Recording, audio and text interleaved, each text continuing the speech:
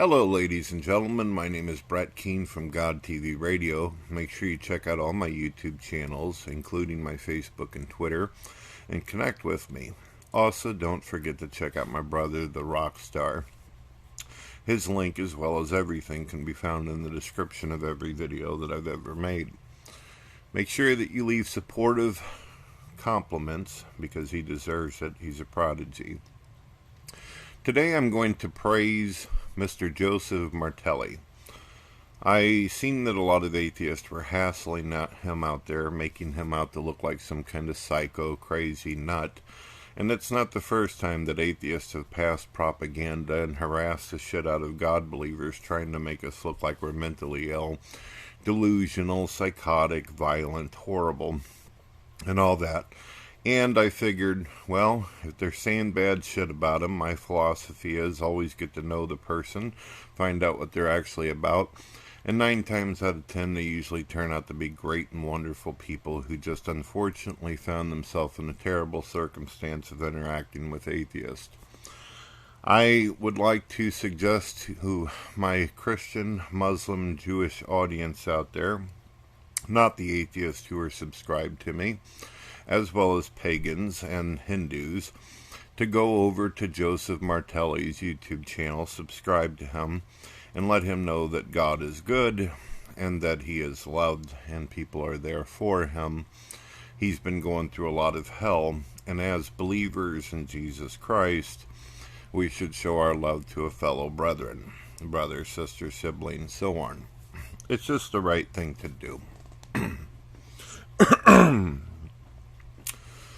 I did a live show yesterday, and Joseph actually came in for a little bit, but I don't think that he suspected that I was going to have so many people in, and it's true, when I open up live hangouts, I get a lot of people. He's probably so paranoid and aggravated because of how fucked people have been treating him that he probably has trust issues. I've got trust issues too.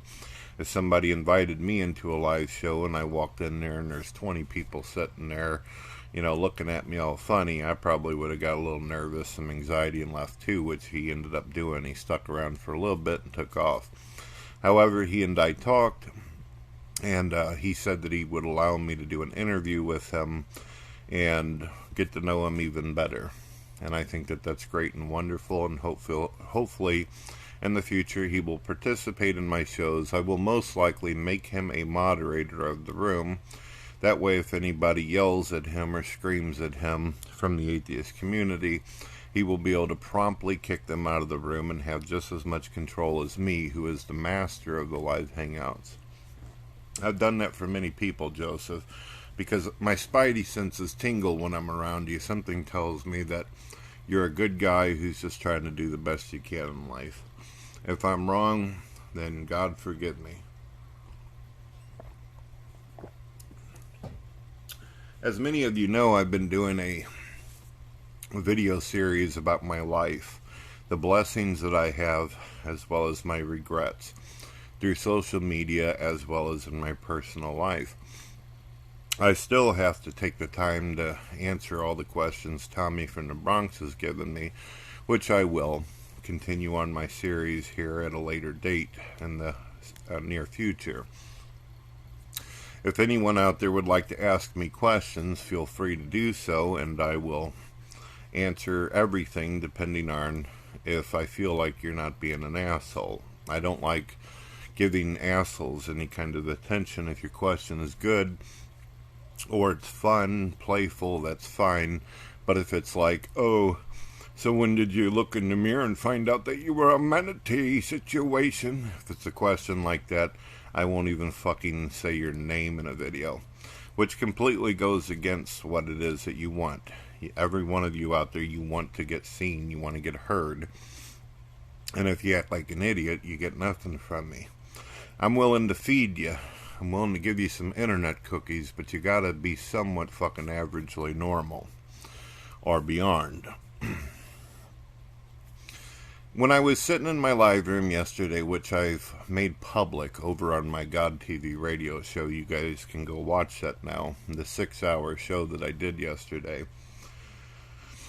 We had a lot of good Christians in. We had some non-believers in. A couple of non-believers that were in my room were very interesting. I really enjoy a YouTuber by the name of Chance. He and I talk about politics, theology, even discuss a little bit of science. I met some new people. They seemed like they were pretty cool. I enjoyed the company of a person called Rebecca. Rebecca seems like a smart non-believer. That's usually what I prefer. I prefer challenging non-believers, people who are actually smart, not the dumbass little muffins out there who would be willing to piss on each other's face and stick bananas up their ass just to get attention. I'm talking about the adults out there who can actually handle themselves in a conversation. I had a lot of drunken peasants fans come in my room. Most of them were illiterate, stupid, uneducated fuck ducks, but there was a couple of them that actually pointed out something to me that I've noticed, but I didn't really give a fuck to talk about, was that the Drunken Peasants show, of course everybody knows that I think that it's boring and stupid and just filled with a bunch of fat bastards who like to harass and irritate people all day. But somebody pointed out something to me who states that they watch Drunken Peasants all the time. They said if it wasn't for The Amazing Atheist, the Drunken Peasants show wouldn't even mean anything. Some people have even pointed out if it wasn't for Brett Keane in the first place, whenever I used to be a non-believer promoting TJ, the Drunken Peasants wouldn't even exist. It's almost as if I involuntarily created The Amazing Atheist and the origins of the Drunken Peasants without even thinking of it. How about that? But besides that, besides stretching the ego out, oh yeah, let's talk about what the Drunken Peasants fans told me.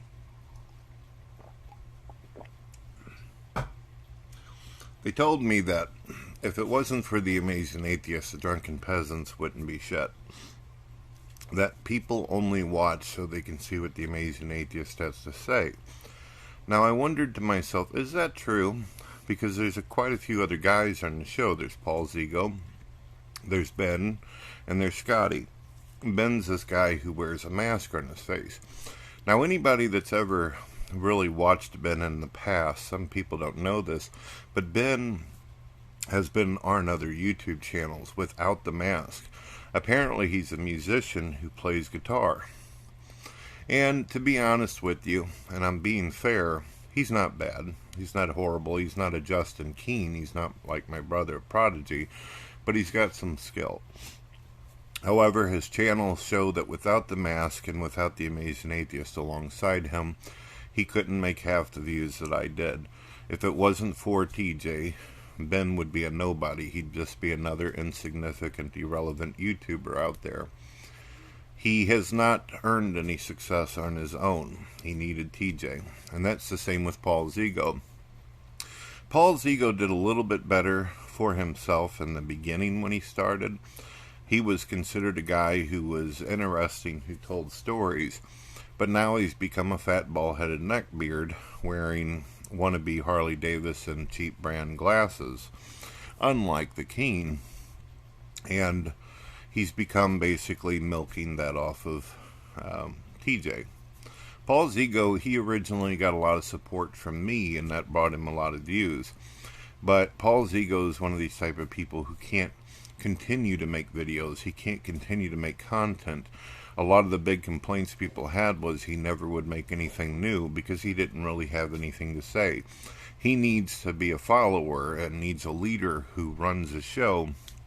And then Paul is the type of guy that'll say, fuck yeah, or yeah, man, every once in a while. He's that type of guy. He's not someone who can host a show. He's not capable of doing shit on his own. And then there's Scotty. Scotty's attempted in the past to make YouTube channels and make videos, and people just did not find him interesting. His views boring. Scotty went so far as to comparing himself to a fucking WWE wrestler named Cena, which is one of the stupidest wrestlers that existed. Basically a white guy trying to pretend as though he's black. Has a final move called the FU that's about as unique and original as the guy gets. The guy has probably the worst and most boring fucking intro music. It's a shitty rap song that's got crappy noises and horns going on in the background. And Scotty, about the most exciting thing Scotty's ever done is a drinking contest with Paul, which involves him at the end vomiting all over Ben's fucking house. And you could tell Ben was pissed. And I would be too. But what do you expect, Ben? You give a bunch of assholes a bunch of fucking gasoline, you put it into their face, they drink it, they vomit all over your shit. What do you expect? I'm surprised he even made it to the hallway.